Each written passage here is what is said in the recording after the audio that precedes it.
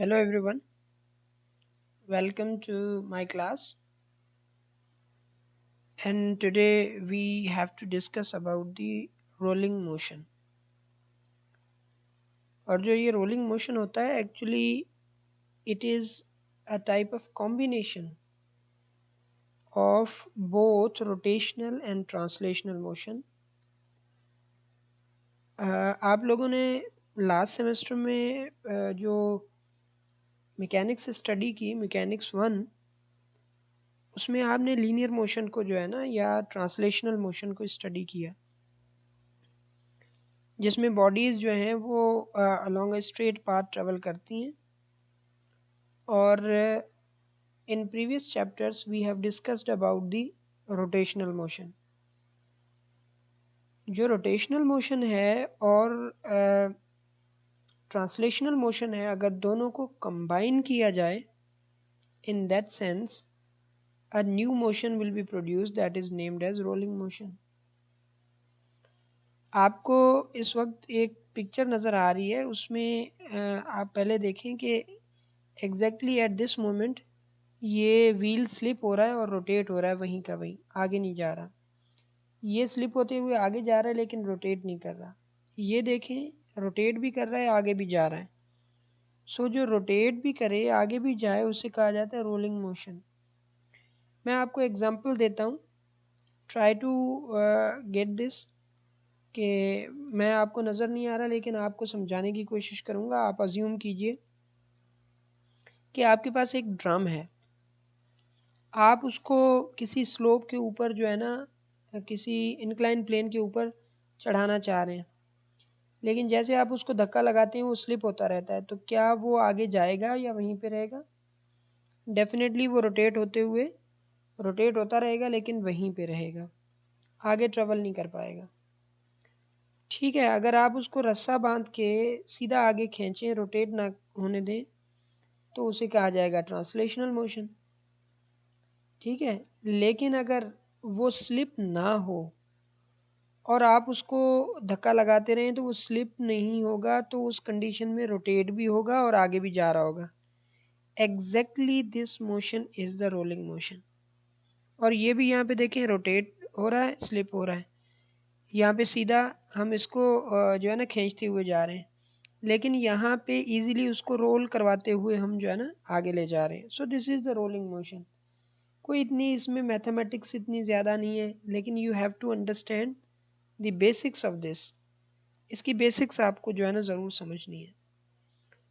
Okay जी, ये तो एक पिक्चर थी जो आपको बता रही है कि रोलिंग मोशन जो है वो कॉम्बिनेशन है रोटेशनल का और ट्रांसलेशनल का। अब आ जाते हैं इसके और पैरामीटर्स के ऊपर। अगर आगे इसके पैरामीटर्स को देखा जाए तो अगर प्योर रोटेशन थी, पहले प्योर रोटेशन थी, प्योर रोटेशन में ये बॉडी इस तरह से रोटेट हो रही थी, ऊपर वाली पॉइंट की वेलोसिटी इस तरफ थी, नीचे वाली पॉइंट की वेलोसिटी इस तरफ थी। तो दोनों वेलोसिटीज़ यहाँ की वेलोसिटी इक्वल थी बट इन अपोजिट डायरेक्शन। ठीक है, are you getting my point? तो यहाँ पे मैं फिर से जो पहली पिक्चर है वो दिखा देता हूँ कि आप देखने की कोशिश कीजिएगा कि फर्स्ट केस ये फर्स्ट केस जो है ना अब स्टार्ट होने जा रहा है। So this is the first case कि ये रोल हो रहा है, ऊपर और नीचे वाली पॉइंट्स की वेलोसिटी सेम होगी लेकिन अपोजिट डायरेक्शन में। यहाँ पे और केस है तो जो फर्स्ट आपको पार्ट मिल रहा है उसमें देख रहे हैं आप कि दोनों पॉइंट्स, ऊपर वाली पॉइंट और नीचे वाली जो पॉइंट है, उन दोनों की वेलोसिटी इक्वल है लेकिन अपोजिट डायरेक्शन में। एक पॉइंट की इधर है, दूसरी पॉइंट की इधर है।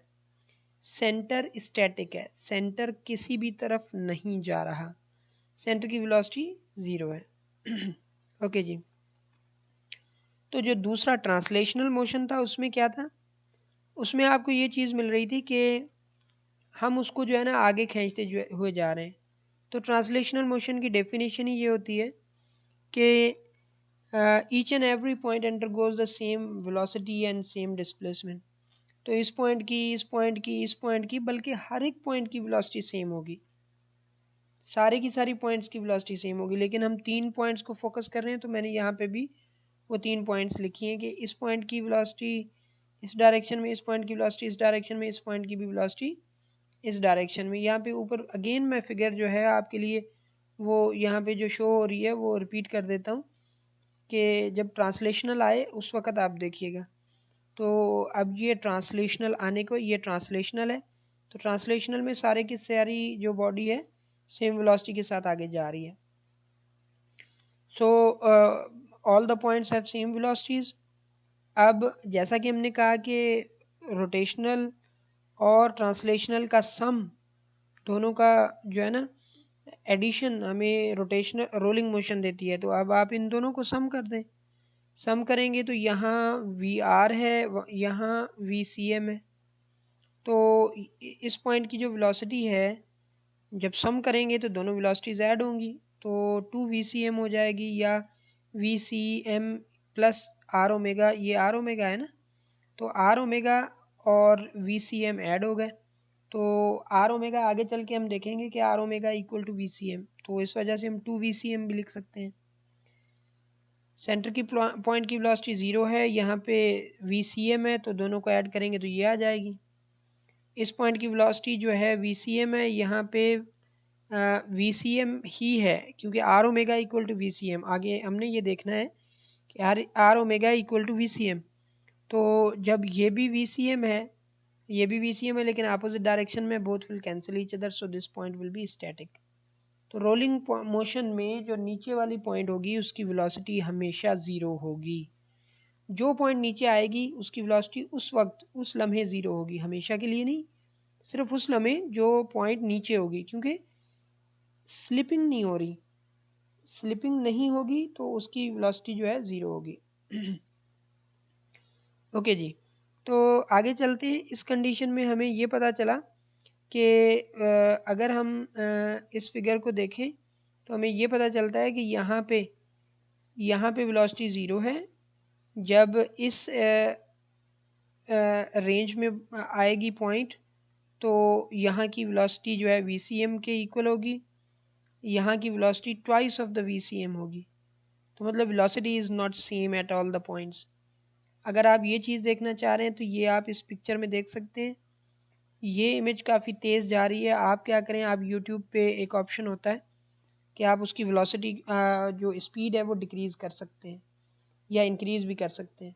तो आप इसकी स्पीड थोड़ी डिक्रीज़ करके देखिएगा, तो आपको यहाँ पे पता चल रहा है कि जब यहाँ से स्टार्ट होते हुए देखें कि जो इस डायरेक्शन वाली वेलोसिटी है, दो वेक्टर ऐड हो रहे हैं, दो ब्लू ऐड हो रहे हैं। ठीक है, आपको नज़र आ रहा होगा दो ब्लू ऐड हो रहे हैं, दो ब्लू ऐड हो रहे हैं, तो वेलोसिटी वेक्टर बड़ा है। जैसे जैसे आगे जा रहे हैं तो वो रेड रिजल्टेंट है। ठीक है, रेड रिजल्टेंट है, रेड वेक्टर रिजल्टेंट है, और जो ब्लू हैं वो दो वेलोसिटीज़ हैं। ओके, तो यहाँ पे वो मैक्सिमम होता है क्योंकि रेड वेक्टर मैक्सिमम होता है।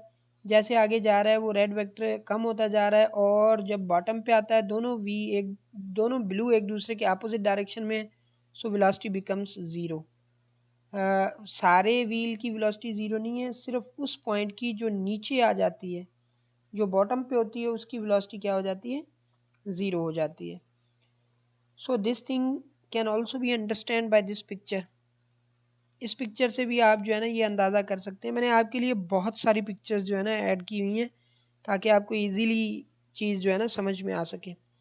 तो यहाँ पे आप देखें ये पिक्चर फिर से रिपीट होगी। जब ये रिपीट होगी तो आप ये मोशन अब ऑब्ज़र्व करना शुरू करें कि ये जो मोशन है ये इस तरह से जा रहा है। तो जब ये मोशन इस तरह से हो रहा है तो इस मोशन को मैं यहाँ पे स्टॉप कर देता हूँ। तो स्टॉप करके अब आपसे मेरा क्वेश्चन है कि यहाँ पे डॉट्स के दरमियान का डिफरेंस नज़र नहीं आ रहा, यहाँ पे डॉट्स के दरमियान का डिफरेंस नज़र आ रहा है, क्यों? Is there any reason? आप वीडियो को पॉज करके सोचें और जवाब दें, उसके बाद आगे चलें। मैं थोड़े लम्हे के लिए रुक जाता हूँ। ओके जी, अगर आपने पॉज करके आंसर दे दिया है तो आंसर बिल्कुल यही है कि यहाँ पे वेलोसिटी ज़्यादा है, इस वजह से डॉट्स में गैप ज़्यादा है। जैसे नीचे नीचे आएंगे, चाहे इस तरफ आएँ चाहे इस तरफ आएँ, तो वो गैप डॉट्स का कम होता जा रहा है। यहाँ पे कितनी देखें कितना कम जो है ना गैप है, इस वजह से डार्क लाइन है। तो यहाँ पे डार्क है, थोड़ी जो है ना डॉट्स के दरमियान वाला गैप बढ़ता जा रहा है, बढ़ता जा रहा है, बढ़ता जा रहा है। यहाँ पे मैक्सिमम गैप है। गैप दो चीज़ों के दरमियान आप इसको इस तरह से लें, आपकी एक जो है ना व्हीकल है जिसमें आप बैठे हुए हैं, वो बहुत स्लो जा रही है और आप धड़ाधड़ कोई चीज़ जो है ना उसके ऊपर से फेंक रहे हैं नीचे। सपोज़ कर लें कि किसी चीज़ की जो है ना पैकेट्स हैं, वो पैकेट आप फेंकते हुए जा रहे हैं, तो पैकेट्स के दरमियान गैप बहुत कम होगा जब स्लो जा रही है ना गाड़ी। अगर गाड़ी की स्पीड आप बढ़ा दें, आप जितनी तेज़ी से पहले फेंक रहे थे अब उतनी तेज़ी से फेंकें, लेकिन पैकेट्स के दरमियान गैप बढ़ता जाएगा। तो गैप तब ज़्यादा होगा जब वेलोसिटी ज़्यादा होगी, गैप तब कम होगा जब वेलोसिटी कम होगी। तो सो this is showing that whatever is the point which is at the top has maximum velocity, at bottom minimum velocity, और at the middle moderate velocity। Middle पे मॉडरेट होगी, लोएस्ट पॉइंट पे zero होगी, और highest point पे जो है वो क्या होगी, ट्वाइस होगी। अच्छा जी, जब ये इस तरह से हमें मिल रहा है, तो अब हम इसको कुछ इस तरह से भी देखते हैं कि लेट्स से एक मैंने ये और चीज़ जो है ना आपके लिए यहाँ पे शो कर दी कि आप इसको देखें कि हेयर एक पिक्चर है, आपको क्लियरली उतनी शायद नज़र ना आए, लेकिन फिर भी काफ़ी क्लियर है आपके लिए। तो इसमें आपको ये दिखाने की कोशिश की गई है कि जो भी पॉइंट आप सर्किल की किसी सरकमफेरेंस की कोई पॉइंट लेंगे, तो उसका मोशन अब क्या हो जाएगा, उसका मोशन हो जाएगा half circle plus half circle plus half circle. इसे कहा जाता है साइक्लॉइड, साइक्लॉइड मोशन। तो ये इस तरह का मोशन बन रहा है ना, half cycle half cycle half cycle, इसे कहा जाता है साइक्लॉइड मोशन। तो जो साइक्लॉइड मोशन है, रिम पे कोई भी पॉइंट, जिस तरह से टायर की रिम होती है ना, रिम पे कोई भी पॉइंट होगी तो उसका साइक्लॉइड मोशन होगा। और जो सेंटर है वो तो सीधा जा रहा है, सेंटर को सिर्फ सीधे जाने वाली वेलोसिटी है, उसको रोटेशन नहीं है, सेंटर पॉइंट को रोटेशन नहीं है, तो उसको एक सीधी वेलोसिटी है जो कि यहाँ पे शो की गई है। तो ये पॉइंट जो है ना आप ये भी होपफुली ले रहे होंगे, आपको समझ में आ रही होगी। इस पिक्चर में आप देखें कि एक सर्किल में जो व्हील है वो कितना डिस्टेंस ट्रेवल करता है। एक सर्किल में व्हील बिल्कुल उतना डिस्टेंस ट्रेवल करेगा जितना उसका सरकमफेरेंस होता है। ठीक है जी, यहाँ पे देखें एक कंप्लीट सर्किल यहाँ पे हो गया और डिस्टेंस कितना हुआ, एग्जैक्टली उतना जितना सरकमफेरेंस है। तो इसमें से आप ये चीज़ लेंगे कि जो सेंट्रल पॉइंट है, ये सेंट्रल पॉइंट है ना, सेंट्रल पॉइंट सीधी जा रही है, बाकी पॉइंटें रोटेट कर रही हैं, सिर्फ सेंट्रल पॉइंट सीधी जा रही है। तो सेंट्रल पॉइंट कितना डिस्टेंस ट्रेवल कर रही है, आर थीटा। जब आर थीटा ट्रेवल कर रही है तो हमें उसकी वेलोसिटी चाहिए, वेलोसिटी चाहिए सेंटर पॉइंट की, तो वेलोसिटी होती है D S over D T, और एस की वैल्यू हमें मालूम है आर थीटा, आर कांस्टेंट है बाहर आ जाएगा, डी थीटा और डी टी।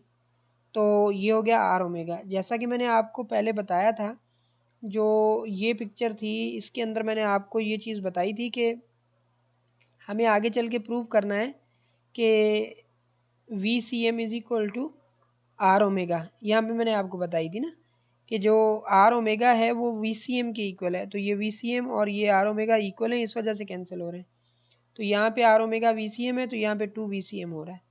ठीक है जी, तो ये चीज़ हमें जब मिल रही है तो हमने यहाँ पे इक्वेशंस बता दी, जो हमने चीज़ें ऑब्ज़र्व की हैं उनकी बेसिस पे हमने ये बताया कि सेंटर की जो वेलोसिटी है वो आर ओमेगा है, जिसे हम वी सी एम कहते हैं, और जो हमारे पास लोएस्ट पॉइंट है उसकी वेलोसिटी क्या है, वो ज़ीरो है, और जो हाईएस्ट पॉइंट है उसकी वेलोसिटी कितनी है, उसकी वेलोसिटी है 2 आर ओमेगा या 2 V C M, R omega plus V C M.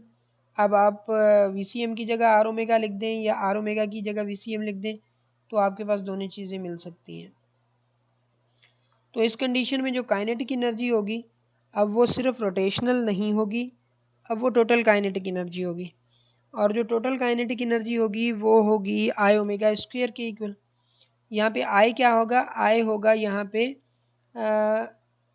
Parallel axis के थ्योरम के थ्रू। पैरेलल एक्सिस थ्योरम के थ्रू क्यों? वो इस वजह से कि वो आप इस फिगर में देखें। इस फिगर में आप जो है ना ध्यान से देखने की कोशिश कीजिएगा, समझने की कोशिश कीजिएगा कि यहाँ पे अगर एक कंप्लीट सर्किल पूरा हो जाए तो मैं आपको जो है ना हाफ सर्किल पूरा हो जाए तो मैं आपको यहाँ पे इसको पॉज करके समझाता हूँ कि किस तरह से हम जी। अब देखें, अब ये जो पॉइंट है, जो यहाँ पे पॉइंट है दैट इज़ स्टैटिक। जो लोएस्ट पॉइंट है वो क्या है? वो स्टैटिक है, वो रेस्ट में है। जब वो रेस्ट में है तो रोटेशन उसके गिर्द हो रही है। देखें सारे की सारी बॉडी उस पॉइंट के गिर्द मूव करने की कोशिश कर रही है जो नीचे है। नीचे वाली पॉइंट स्टैटिक हो जाती है, सारी बॉडी उसके गिर्द घूमती है। तो डिस्टेंस सेंटर से कितना हो जाएगा? जो लोएस्ट पॉइंट है उसका डिस्टेंस सेंटर से हो जाएगा आर के इक्वल। मैं यहाँ पे आपको शो करता हूँ क्योंकि पिक्चर जो है ना वो रिपीट हो गई।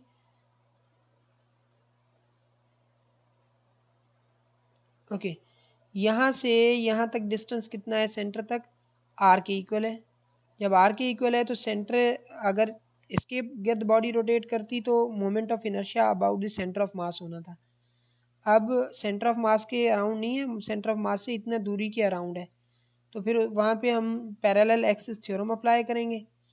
जब पैरेलल एक्सिस थ्योरम अप्लाई करेंगे तो पैरेलल एक्सिस थ्योरम में हमें ये पता चलता है कि moment of inertia equal to centre of mass के अराउंड जो मोमेंट ऑफ इनर्शिया होगा वो प्लस में m डिस्टेंस स्क्वायर। डिस्टेंस कितना है? आर के इक्वल है, वो हमने यहाँ पे सब्सटीट्यूट कर दिया। तो काइनेटिक एनर्जी की इक्वेशन में हमने ये चीज़ सब्सटीट्यूट की तो half I C M plus M R square into omega square हो गया।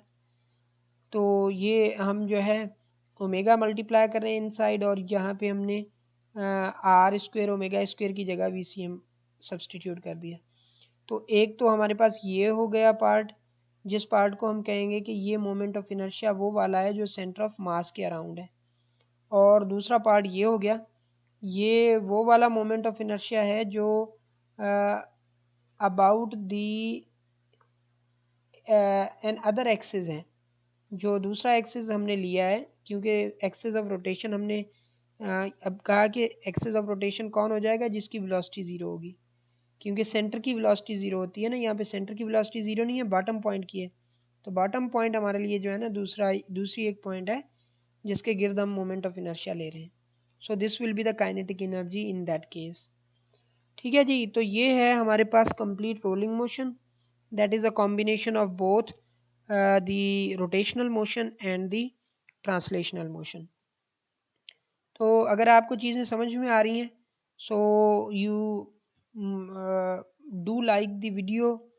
वीडियो को ज़रूर लाइक करें। अगर आपका कोई भी क्वेश्चन है तो आप पोस्ट करें जो है in the form of comment, मैं आपको वहाँ पे रिप्लाई करूँगा या आपके लिए नई वीडियो बना दूँगा। So thank you very much, bye bye.